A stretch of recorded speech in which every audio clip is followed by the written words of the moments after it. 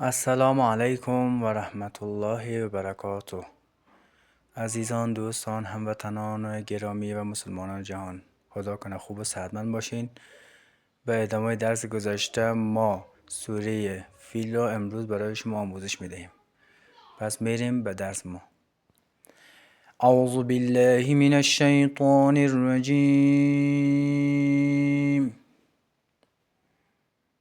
بسم الله الرحمن الرحیم. ألم تر كيف فعل ربك بأصحاب الفيل ألم يجعل كيدهم في تضليل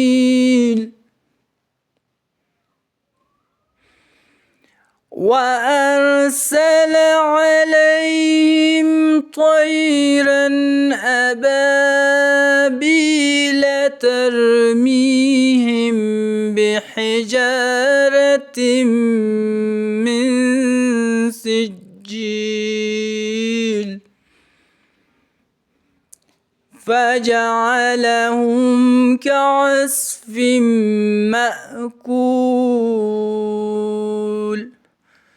صدق الله العظیم. خدا کنه مورد پسند شما عزیزان قرار گرفته باشه. باز تکرار میگم که به صورت درست بفهمید. بسم الله الرحمن الرحیم. ألم تر كيف فعل ربك بأصحاب الفيل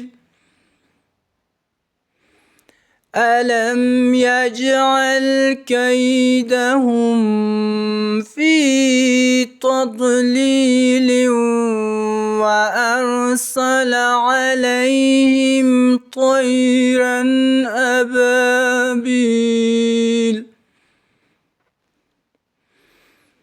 ترميهم بحجارة من سجيل فجعلهم كعصف مأكول. صدق الله العظیم. خدا کنه خوشتان آمده باشه. عزیزان، فالو یادتان نره.